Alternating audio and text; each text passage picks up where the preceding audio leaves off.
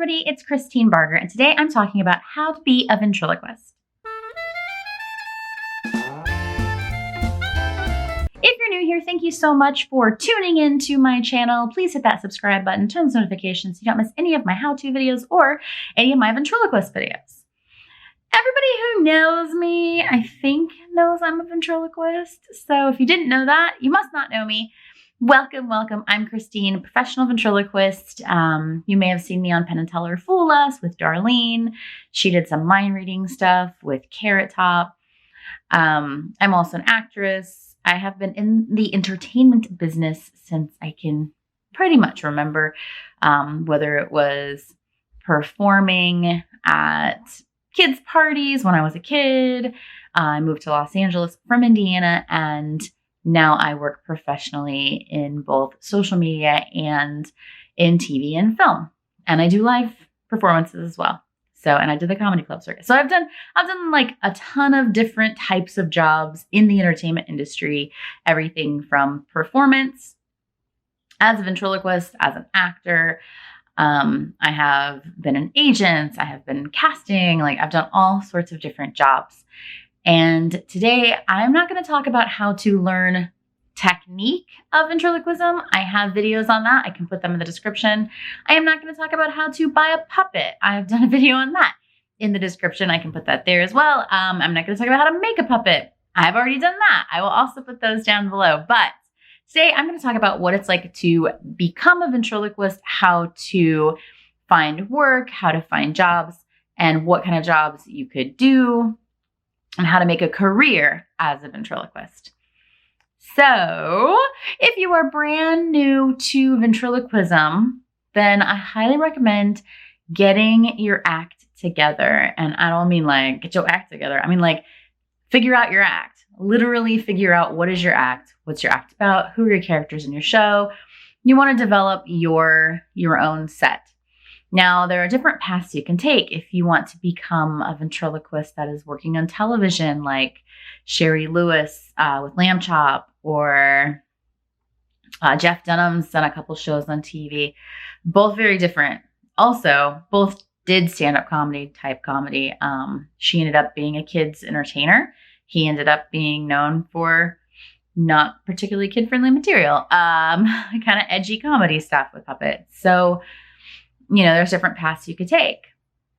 When I was growing up, I think Vegas, a show in Vegas, was kind of the end all and be all. I was like, oh man, if I could just get a show in Vegas, that'd be amazing.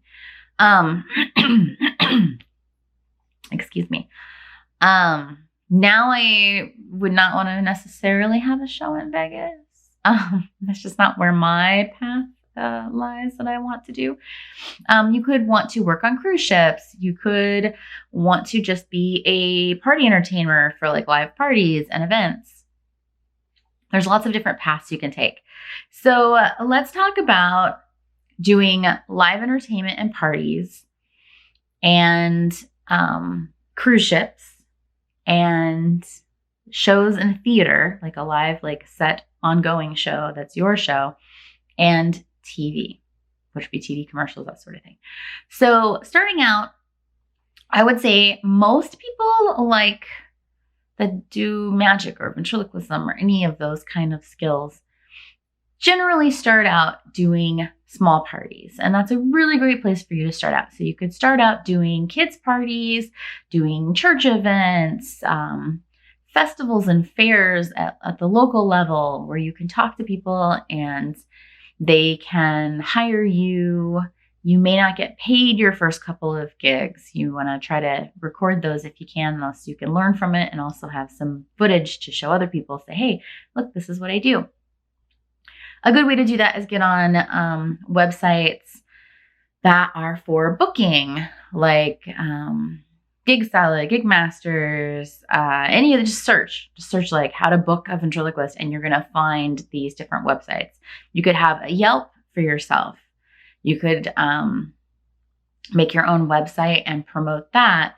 I know you could, and especially in small towns, but even in the big city, you could print out flyers that have your website on it that say, ventriloquist for hire for, small parties, kids events, and put them in local places that have billboards, like corkboards you can post. So there's lots of ways to find those first couple of jobs, but most of it's going to be word of mouth.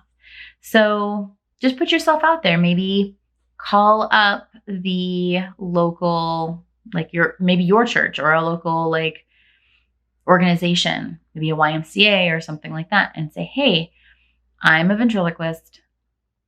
I want to get my face out there. Can I do a show at your venue for, 30 minutes, and it'll be free. I just want to record myself and have an audience. Is that cool? You could try your library. Although libraries actually have a budget. So you could be a library entertainer and get paid. They do have a budget, so they can pay their entertainers. Also local restaurants that have like a kids night, check those out and reach out to them and say, hey, I see you have kids night every Thursday. Are you looking for entertainers? I'd love to come by and perform. And they should have a budget too, but if you're new, it may be less of a budget than somebody who's more experienced. So those are great ways to start out when you want to like start out small. Now, you could keep that going. You could grow into being a college entertainer who's going to NACA or APCA, the other convention where you go and perform and book college gigs. You could get an agent for that. They'll help you book. You can also, even when you're pretty new, look at different little like smaller agencies for kids entertainment. There's a lot of them out there. You can Google search like kids entertainment, parties, party planners, and see who books talent and send them over your website, which is going to be better if you have some tape. So I do recommend doing a couple gigs, filming it, like making it look decent so they can see the show, and then put that on your website so they have something to like, and some photos, some good photos of you that were taken by somebody, not necessarily professionally if you can't afford big professional photos, but there's really, really good like cameras on our phones these days. Like just get somebody to shoot a really decent picture and put that up with your figure or your puppet, and put that on your website too. So give them the materials to help sell you as well. So that's a good way to start out as far as like small parties, smaller events. Now, once you've got some of those under your belt and get more established, you'll be able to book bigger parties. Now, you could go for corporate parties. You could look at cruise ships. With cruise ships, you're going to want to put together your shows, and you're going to want to check in the cruise community, like see what boats are going out and what they're looking for. They sometimes put castings out. And then you can message them all through different things online. There's different ways that you can get a hold of people online. But if you really don't know, you could even just maybe reach out to the different cruise lines on social media and say, hey, I'm an entertainer. I'm looking at working in the cruise ship industry. Who do I send my promo pack to? And then put together like a promo pack for yourself of like your pictures, your information, links to your website and videos, things like that. Now, there's a little more competitive market, but the opportunities are there. They also do have castings in some of the big cities for different things, and you could possibly go there and talk to them and see. When I was a kid, I went to that type of an open call kind of thing for Disney, not for the cruise ship, just for the park. And they were looking for costume characters and dancers for their college program. And I came in and did ventriloquism, and they offered me a position that they made up just for me. And I ended up not doing it because it was more of a money decision at the time. I mean, it would have been amazing to work for Disney, but I had a better financial opportunity elsewhere, and I was trying to pay for college. So that's what I was thinking about. So there's opportunities like that. You can make opportunities for yourself. You can reach out to the theme parks if you have a theme park locally and say, hey, I'm interested in working at the theme park and walk around ventriloquism or opening your show, because I know you have somebody that opens the show, this, whatever. And you can ask them to have an audition for that and see what they say. I've had that happen too. Or at Universal, I was interested in opening the Animals Actors show. And I said, hey, would it be okay if I came in and auditioned for that position? And ultimately, it didn't work out. But they gave me the opportunity to show what I had and do what I do. And I just was a little bit of a different style than what they were wanting for their host as far as my comic style and my family friendliness and that sort of thing. So they're a little bit edgier of a park than I am a comedian. So yeah. Anyway, that's one path you can take. All right. Now, if you want to try to do a show yourself or in a theater, you need to put together an actual show, and you're going to need to have some experience. I would say start out doing some small parties, get your, work your stuff, do open mics at comedy clubs if you want to do that path. When you start doing open mics at comedy clubs, if that's your thing, you will figure out the comedy path. You just continue on that comedy path. That can also lead to television shows. It can lead to more of a Jeff Dunham style career. And we also have opportunities now that I didn't have when I was younger. So like America's Got Talent, where you can launch your whole career and end up in Vegas that way, like Terry. You can definitely find your own path. These are just different ways and different options of how to get started and kind of figure out what's available out there. So if you want to do Vegas, you're really going to have to get your stuff together. You're going to have to get a complete show together. You're going to have a lot of material, and that usually comes from years of experience. So it's not something that I would say, if you're just about to graduate high school and you're like, I'm going to go and have a show in Vegas right after I graduate high school. That may be tough. It's not impossible. Nothing's impossible when it comes to entertainment, but you might want to get a little life experience in. So doing comedy club open mics, doing that sort of thing, and kind of building yourself up as an entertainer that way. If you don't do comedy, it's hard to book comedy clubs. Then you really have to set that show. You've got to figure that show out.